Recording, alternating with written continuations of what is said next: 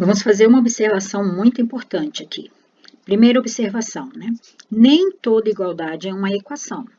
Para ser equação, é preciso aparecer um elemento desconhecido.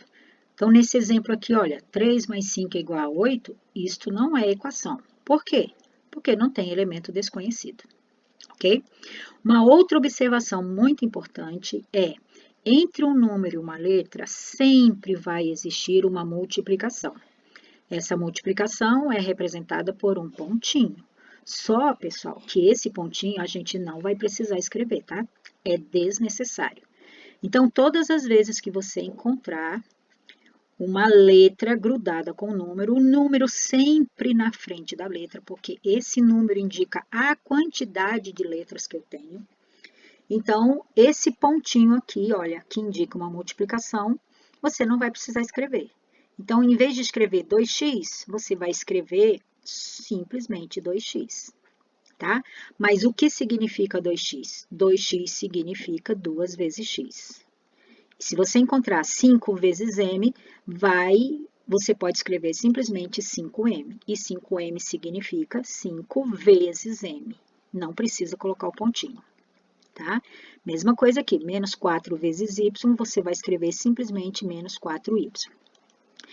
Então, o que vai aparecer em livros, em exercícios, é assim, o número grudadinho com a letra, sem pontinho no meio, mas você precisa saber que tem, tá? Só saber, não é para escrever. Bom, agora vamos para outra parte muito importante. O que é raiz de uma equação? A raiz de uma equação é o número que, quando você substitui a incógnita por ele, nós vamos encontrar uma sentença verdadeira. Eita, não entendi nada. Então, vamos lá. Eu vou pedir para você verificar se 5 é raiz da equação x mais 2 igual a 7. Ó, x mais 2 igual a 7 é uma equação.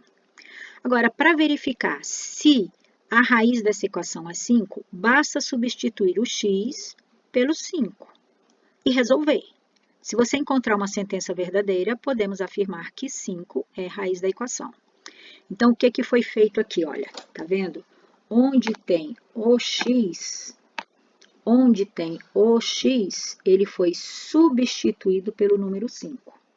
Então, em vez de x mais 2 igual a 7, virou 5 mais 2. E por acaso 5 mais 2 é igual a 7? Sim. Então, esta é uma sentença verdadeira. Portanto, 5 é raiz da equação x mais 2 igual a 7. Então, quando eu digo que 5 é raiz da equação, significa que o 5, se for substituído no lugar do x, torna a sentença verdadeira, tá? É isso que está falando aqui. O número é denominado raiz de uma equação quando, ao substituir a incógnita por ele, incógnita é a letra, vamos encontrar uma sentença verdadeira. Segunda, verifique se 4 é raiz da equação 3y mais 2 é igual a 5. O que eu tenho que fazer? Substituir. Para fazer essa verificação, eu vou substituir o y pelo 4, tá? Então, eu vou escrever de novo a equação 3y mais 2 igual a 5. Eu vou substituir o y, pelo número 4. E aí, eu vou repetir o resto. 3 mais 2 é igual a 5. Lembra que eu falei que não precisava colocar o sinal de vezes? Só que se eu não colocar o sinal de vezes, aqui vai ficar aparecendo 34. E é 3 vezes 4, né? Então, aqui, entre números, eu preciso do sinalzinho, tá? Então, vamos fazer a conta. Primeiro, faz a multiplicação. 3 vezes 4, 12, mais 2, igual a 5. Quanto dá 12 mais 2? 14. 14 é igual a 5? Eita, deu errado. Se 14 não é igual a 5, isso aqui é uma sentença falsa. Se essa sentença é falsa, significa que não vai dar certo colocar o 4 no lugar do y.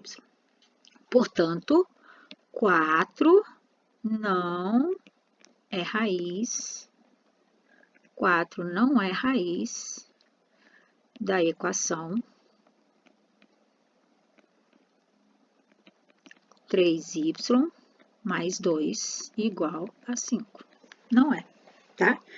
E aí, se você quiser descobrir qual é a raiz, vai ter que ficar fazendo testes aqui até achar. Mas vamos deixar isso para depois, tá? Vamos continuar com a nossa aula.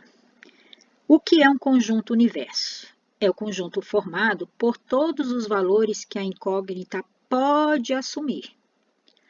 Então, quando eu não sei qual é o valor do y, quem pode ser y? Qualquer número. E aí basta que a gente diga que o conjunto universo é o conjunto universo. Ele pode ser conjunto universo U, tá? Ele pode ser o conjunto dos números naturais, ou o conjunto universo pode ser o conjunto dos números inteiros, ou o conjunto universo pode ser o conjunto dos números racionais, que a gente já estudou, tá? Bom, mas por que eu coloco isso aqui? Porque às vezes a gente está resolvendo uma equação dentro de um problema, né?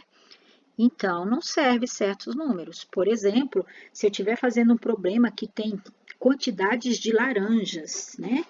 Quantidades de laranjas inteiras. Eu posso achar uma metade da laranja? Não, se eu quero a laranja inteira, não serve metade da laranja. Eu posso fazer um problema onde eu vou trabalhar com número de porquinhos, por exemplo. Então, número de porquinhos não pode ser um número negativo, não serve. Eu posso trabalhar com um problema onde eu vou trabalhar com medida de um segmento. Então, a medida não pode ser número negativo, tem que ser número natural. Pode ser racional, mas nunca negativo, tá? Então, isso é que é o conjunto universo. Então, é o conjunto formado por todos os valores que a incógnita pode assumir. E conjunto solução é o conjunto formado por todos os valores do conjunto universo que tornam a sentença verdadeira. A gente vai falar isso daqui a pouco, tá? Não, vou dar um exemplo logo. Exemplo. Vocês viram que quando eu resolvi essa equação x mais 2 é igual a 7, eu vi que 5 dá certinho, que torna a sentença verdadeira? Então, nessa equação, x mais 2 igual a 7, eu descobri que x é igual a 5.